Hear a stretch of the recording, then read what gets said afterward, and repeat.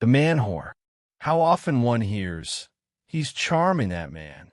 But he's a whore, a real whore." Such is the verdict passed on the man whore, a biting affliction of our nation. For we Frenchmen are all, in a sense, man whores. Fickle, capricious, unconsciously disloyal, inconsistent in our beliefs and aspirations, impulsive and fragile, like women. But none is more exasperating than the Parisian boulevardier, whose ostentatious refinement dazzles the eye, and whose borrowed charms and flaws, taken from delightful libertines, are only intensified by masculine temperament. Our Chamber of Deputies is teeming with man-whores. They form a whole faction of seductive opportunists, worthy of the title sirens.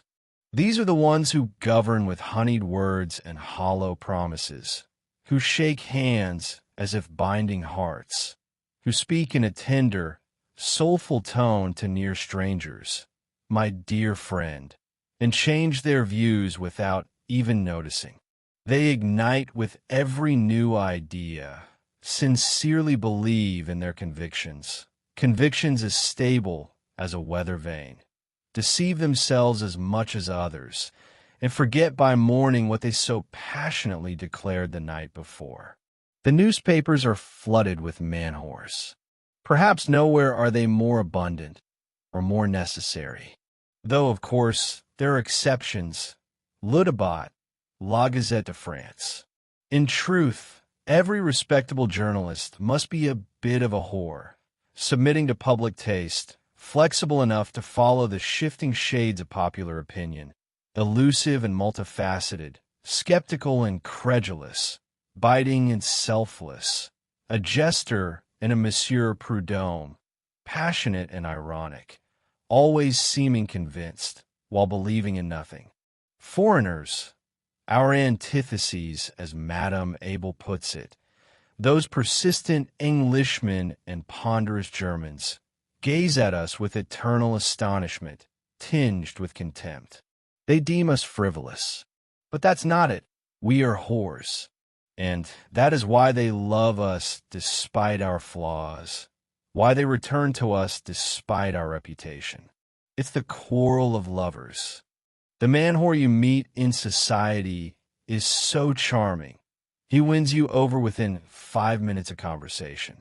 He blooms with a smile seemingly meant just for you. His voice adopts a special sweetness, as if tailored to your ears. Parting ways, you feel you've known him for 20 years. You'd lend him money without hesitation. He's enchanted you like a woman. Even if he treats you dishonestly, you can't hold a grudge. He's too delightful when you meet again. He apologizes. You're ready to beg his forgiveness. He lies. You won't believe it. He leads you on endlessly, never keeping his promises. Yet you're grateful for the promises alone, as if he'd moved mountains for your sake. When he's in awe, he speaks with such fervor that his admiration pierces your soul. Yesterday he worshipped Victor Hugo. Today he calls him a fool. He was ready to duel for Émile Zola, but now betrays him for Barbie d'Aurevilly. And in his admiration, he brooks no dissent. He'll slap you for the slightest objection, and when he despises, his scorn knows no bounds, deaf to all protest. In truth, he understands nothing. Listen to the chatter of two girls.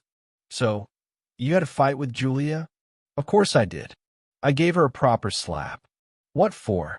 "She told Pauline I spend 13 months a year gnawing on air. And Pauline passed it on to Gontran. You get it? But didn't you live together on Rue Clausel?" "We lived together for 4 whole years on Rue Breda, and then we fell out over a pair of stockings. She swore I wore her silk ones, the one she bought from Aunt Martin. But that's a lie. I gave her a proper thrashing. After that, she moved out.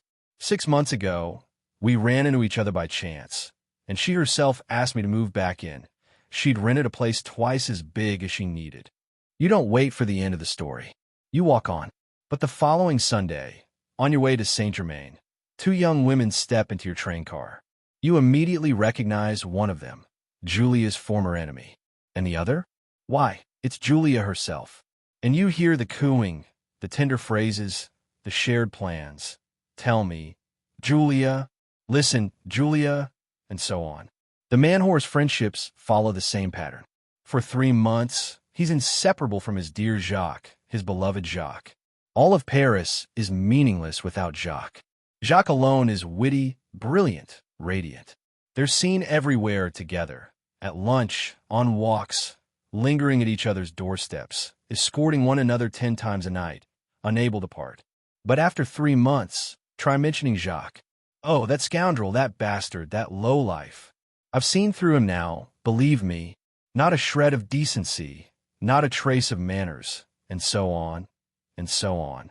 Another 3 months pass, and they're living together again. Then one morning you hear they've fought a duel, and kissed through tears at the sight of the encounter. They're the best of friends, though they may go 6 months without speaking, slandering each other, then suddenly shaking hands so fiercely their knuckles crack, or threatening to gut each other over a misunderstood word. The relationships of man-whores are unstable. Their emotions leap from ecstasy to despair, from love to hatred, from reverence to indifference. For they possess the nature of a whore, the charm of a whore, the temperament of a whore. Their affections resemble the love of a whore. They treat their friends the way courtesans treat their lapdogs. One moment, the adored pup is kissed passionately, fed sugar cubes, tucked in a bed on a velvet pillow. The next, he's hurled out the window in a fit of rage, swung by the tail like a sling, strangled in a hug, or dunked in a bucket of ice water, for no reason at all. And what a spectacle it is, the love between a true courtesan and a man-whore. He beats her, she scratches him, they can't stand each other, and yet they cannot part. Some mysterious, deep, visceral bond ties them together. She deceives him, he knows, and still he weeps and forgives. He shares her bed, paid for by another, and sincerely believes himself blameless. He adores and despises her at once, blind to the fact that she has every right to feel the same.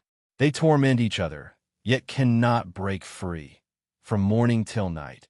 Insults, accusations, cruel reproaches, and then, driven to frenzy, trembling with rage and pain, they fall into each other's arms, their lips and souls merging in a kiss of passion and depravity.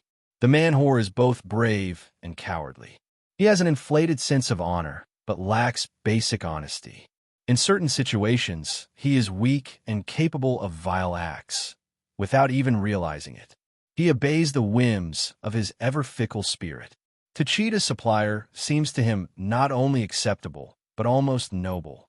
To avoid paying debts is a mark of pride, unless they're gambling debts, which he considers sacred. Within the bounds of social decorum, he's capable of fraud. In need, he'll borrow by any means and won't hesitate to swindle the lender. But should anyone question his integrity, he'll be ready to run them through with a sword. Ladies and gentlemen, subscribe to the channel so you don't miss new stories. Share your impressions and thoughts in the comments. I'd love to hear from you.